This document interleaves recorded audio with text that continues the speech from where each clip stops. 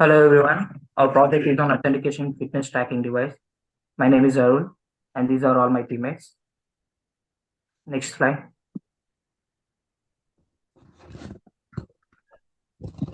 Smart wearable devices are in fact the mobile applications that could enable authorization user to the communication. It stores the data of the personal like age, body weight, heart rate, distance travel and the location of the person.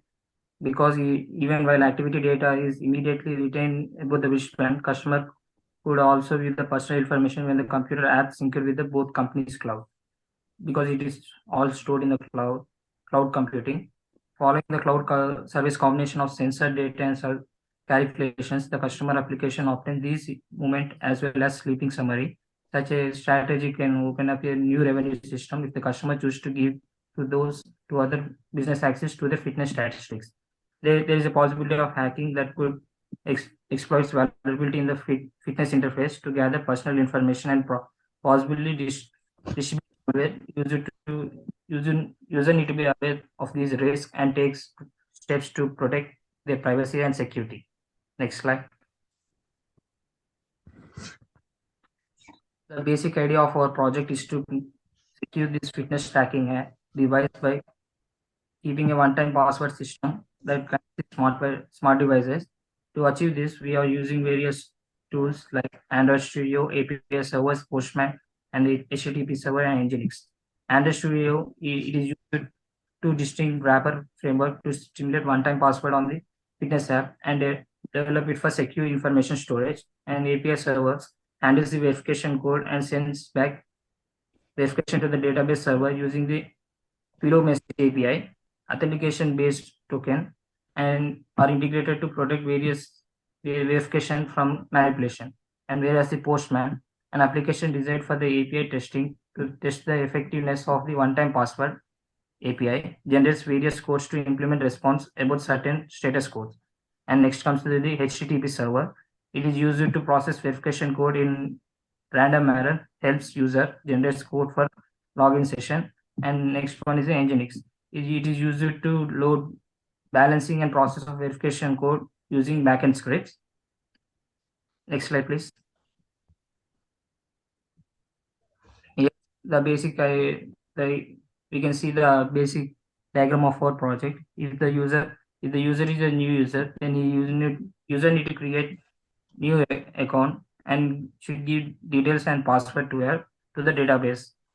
Otherwise, if he's an existing user, the login authentication system will ask for the password and username. If he provides, it will send the OTP to the registered email ID so that it is password protected. You can see the activity diagram in the right corner. Next slide, please. From now, my friend Madhu will continue. Hi everyone, I would like to say about design recommendations. So, as many other information systems rely on pre-configured equipment and mobile applications that connect to the cloud, the same principles and suggestions can be applied to other IoT platforms to improve their security. So, our recommendation aim to strengthen the security of Fitbit enrollment while also provide guidance to other manufacturers. And we finally conclude that.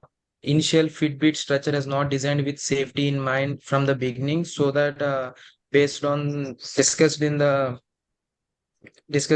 earlier, like Arun said, our hope is to that these recommendations will improve the overall security of the Fitbit enrollment and similar IoT platforms. So there are three type like we suggest three recommendations like security by design and number protection and stricter encryption. So security by design, based on the findings reported in the preceding sections, this can be concluded that initial Fitbit structure was not created with corners of safety from the outset. The company may not be taken into like account factors such as customers falsifying health informations and conducting spying, despite the fact the customers are primarily interested in monitoring personal instructions and overall wellness. So while coming to number protection, in certain cases a user product code can be used for organization purpose, but to avoid interfering with suppliers inventory, it should be replaced with an equivalent code on the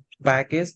So hackers also can track serial numbers that provide an encrypted headers, so which poses as a risk. So to solve this issue, researchers suggest that we using an asymmetrical cryptography to solve this issue. And while coming to stricter encryptions, modern monitors and servers rely on the end-to-end cryptography for secure communication, but this trust can be compressed by hardware tampering or miscellaneous activities.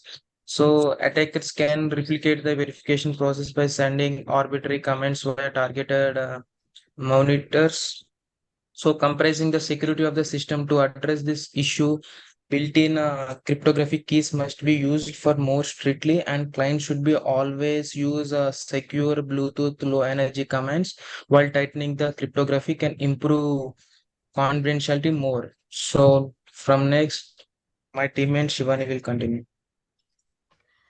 Hello. I will be explaining about the implementation. The fitness dashboard requires user to go through a two-step authentication process every time they attempt to log in. So the first step will involve the registration of the email address and the registered name and the given password. Then the second step involves the login screen where the user has to give the registered email address and the password. The third step here will involve the OTP. So the third step is sending an OTP to the registered email address, which must be validated before the user can access their fitness details.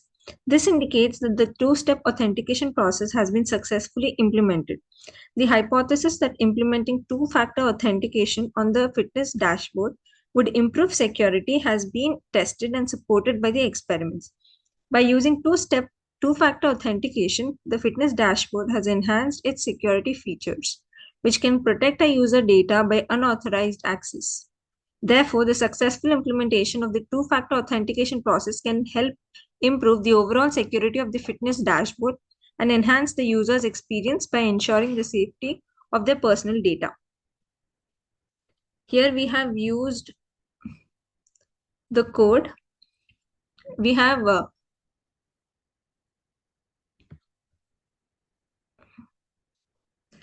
used Eclipse to run our code, and the programming language that is used is Java and Spring Boot.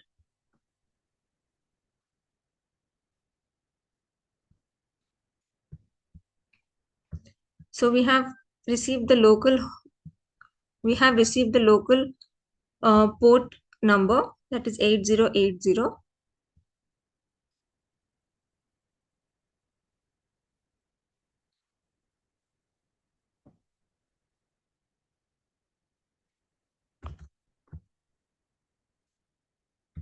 By running this program, we have received the login screen for fitness tracking. So we will be registering a new user here.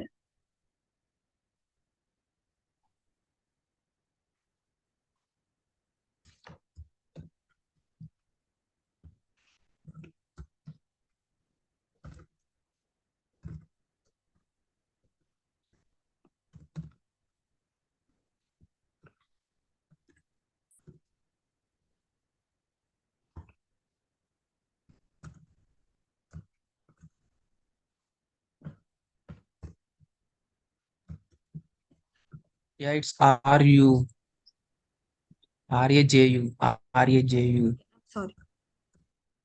Yes, we have given the email, the name of the user, the email address, and the password, and we register the user here. This will redirect us to the login screen. Here we give the registered email address and the password.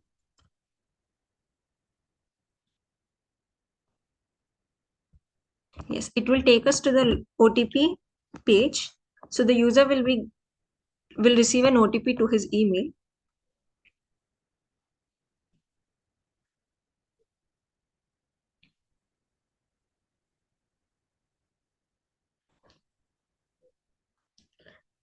So Madhu must have received the OTP by now.